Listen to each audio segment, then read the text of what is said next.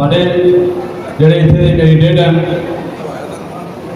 Sir ਕਰਨ ਸਿੰਘ ਤੇ ਨਰਿੰਦਰ ਸ਼ਰਮਾ ਜੀ, ਸਾਡੀ ਪਾਰਟੀ ਦੇ ਆਏ ਦੇ ਲੀਡਰ ਪੀਟਰ ਸਾਹਿਬ, ਸਾਡੇ ਡਿਸਟ੍ਰਿਕਟ ਪ੍ਰੈਜ਼ੀਡੈਂਟ ਸਰ ਸਿੰਘ ਸੰਡੀ और सारे ही साढ़े जोड़े मातावां भैन बजुर्ग इतने इस गर्मी में जाके बैठे हो, मैं अपनी पार्टी की तरफों सब तो पहला थोड़ा सारे का शुक्रिया अदा करना, धन्यवाद करना है कि इस गर्मी जाके सारी गल सुनने से इतने आए हो। मैं थोड़ा सारे का वेलकम करना। अज बड़िया गल्लां करने वाली, गर्मी बहुत है, शारजा 2 मिनट गल करके अगे तुम मैडम नागवा मुफ्ती जी को सुनना चाहते हो और थोड़ा सारे आज की क्वेश्चन सारी वाजिया करेंगे।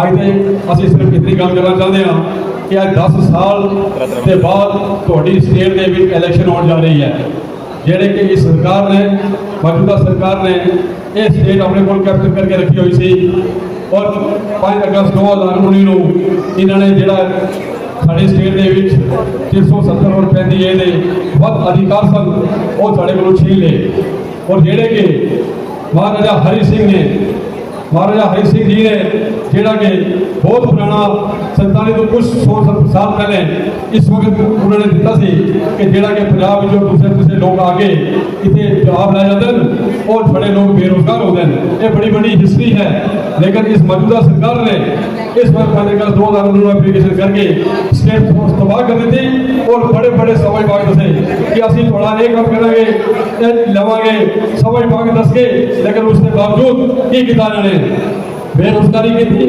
ड्रग्स बताया और जितने ठेकेदारी सिस्टम से बाद ठेकेदार लगे थे कि साढ़े जोड़े लोकल काउंसिल वो बेरोजगार लोग हो गए। आज ये हालत बिल्कुल खराब है, कोई जवाब नहीं है, कोई सुनाई नहीं है। चुनी हुई सरकार के बिच लोग मिनिस्टर को जाएंगे, किसी MLC को जाएंगे, किसी MLC को MLA को जाके पकड़ के कोई काम करवाएंगे। आज मेरी सेक्रेटरी लेवल की सरकार चल रही है, आज पब्लिक जाए तो जाए किसको जाए, कोई काम नहीं हो रही। ये लिहाजा इस वक्त एक मौका मिल गया तो sari leader party president madam हुआ मुफ्ती जी ने जिस वक्त 5 अगस्त 2 यही गल स्कूलों फिर वही टाइम आ गया कि तुसी PDP से खुद के इसी घर ठोक के 4 नंबर बटन दबा के PDP को कामयाब करना है। PDP की कामयाबी और स्कूलों की बहुत ही कामयाबी है। 5 अगस्त 2019 के बाद जो साड़ी डाके पे बंदा ना कोई मेरे को करोड़ा पैदा कीमत ना गल ना बात, लेकिन मैं हमेशा पार्टी का सिपाही बन के रहा। अज मैं फिर तुहाडे लोगों के यही अपील करना कि 1 तरीक को कलम के निशान से वोट पा के मैडम महबूबा मुफ्ती जी को नरिंदर शर्मा को जिताओ। हमारी पार्टी के नामजद उम्मीदवार नरिंदर शर्मा जी, करण सिंह जी और हमारे सीनियर लीडर यहाँ काफ़ी बैठे हुए हैं। मुझे सामने काफ़ी सारी मेरी बहनें, बुजुर्ग, नौजवान, सबको मेरा आदाब, मेरा नमस्कार। आप बैठ जाइए। आज मैं आरसपुरा में हूँ और जब भी आरसपुरा का नाम होता है तो मुझे लगता है कि मैं अपने लोगों के बीच में आई हूँ, क्योंकि आप लोगों ने मेरे पिताजी मुफ्ती साहब को उस वक्त जताया जब कश्मीर से वो यहाँ आपके पास आ गए। तो जब भी आरसपुरा की बात होती थी तो मुफ्ती साहब के चेहरे पे एक मुस्कुराहट आती थी। हमेशा उनको अच्छा लगता था आरसपुरा की बात करना। आरसपुरा का कोई कश्मीर मिलने आता था, वो बोलता था मैं आरसपुरा से हूँ, तो डैडी कहते थे जल्दी जल्दी इसको अंदर भेज दो।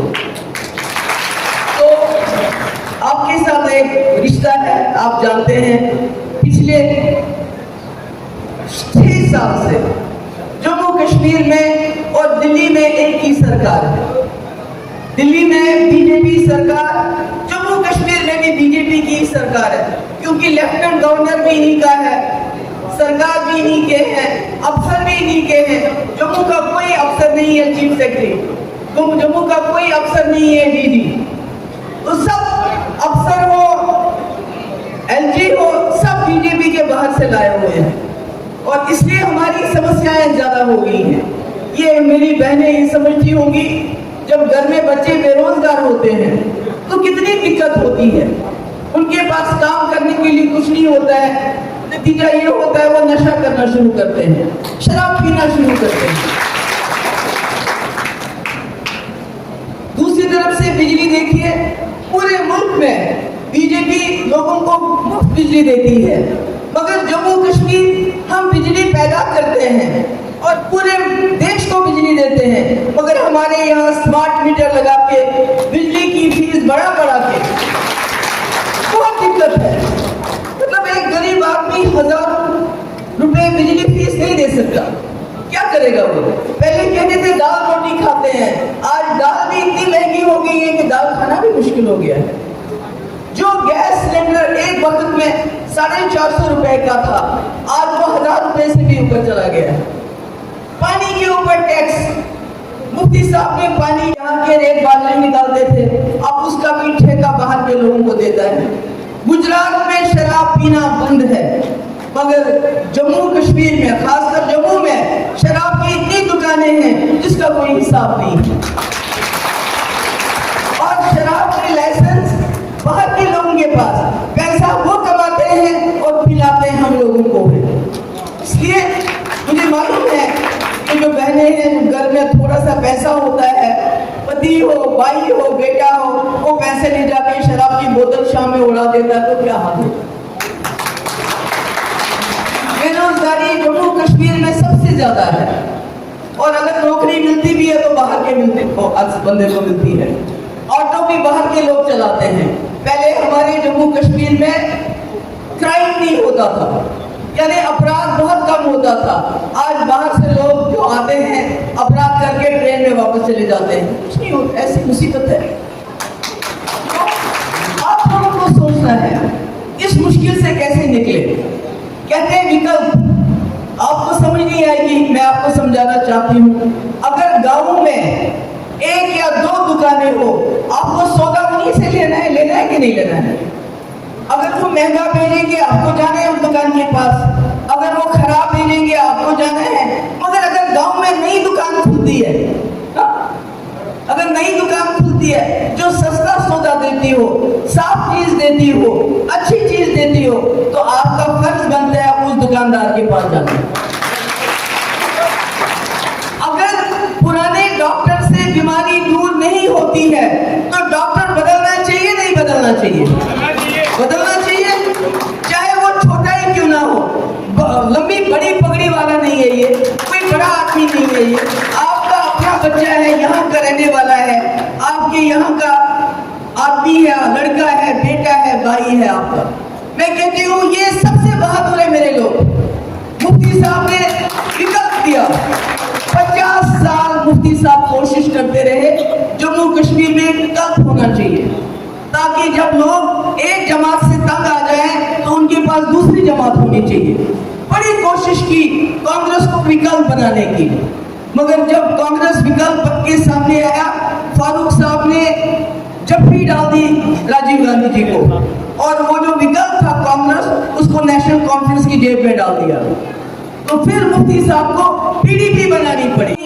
कॉलेज जितने कश्मीर में उतने जम्मू में, रहबर तालीम टीचर जितने कश्मीर में उतने जम्मू में। जो रहबर तालीम टीचर हजारों की तादाद में लगे, किसी को पैसा नहीं देना पड़ा, आपकी बिजली सस्ती थी उस वक्त। और सबसे बड़ी चीज, कश्मीर में शांति होगी, अच्छा माहौल हो गया, मुसीबत बंद होगी। मगर आज आपने देखा 6 साल से बीजेपी की सरकार है, और आपने देखा महंगाई बढ़ गई, बेरोजगारी बढ़ गई, शराब ज्यादा हो गया, नशा ज्यादा हो गया। जो हमारा काम है, बाहर से ठेकेदार आते हैं, उनको काम मिलता है, यहाँ के लोगों को काम भी नहीं मिलता है। ये है बीजेपी का राज। वो लीडर आते हैं वहां से, उनसे पूछो क्या दोगे हमें। अभी मैंने सुना बुलडोजर बाबा आ रहे हैं आपके इलाके में, जानते हो बुलडोजर बाबा कौन है?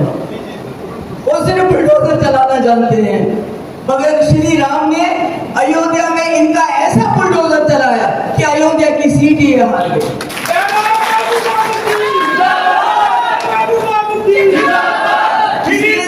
इसलिए आपको जब वो आए तो उनसे पूछेगा कि आपने अयोध्या का जो मंदिर कैसा बनाया कि अभी बारिश हुई तो पानी अंदर आ गया। उनसे पूछेगा उस पवित्र मंदिर में कैसे एक दलित बच्ची का गैंग रेप हो गया और आपने कुछ नहीं किया आज तक। पूछिए इनसे, पूछिए जब हमारी पहलवान बच्चियों के साथ जाती हुई, जिस बंदे ने जाती की, उसको आपने जेल में क्यों नहीं डाला? पूछिए, पूछिए इनसे। राम रहीम जो अपने आप को कहता है, जिसने लड़कियों का बलात्कार किया है,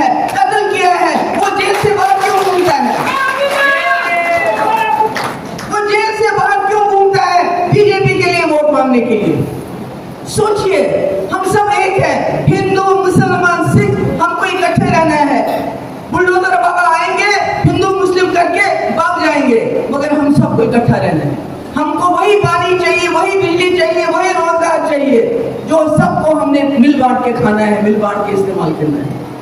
इसलिए मेरी आपसे सबसे गुजारिश है, आप मुफ्ती साहब को जानते हो, आप मुफ्ती साहब की जमात को भी जानो, उसको भी परखो।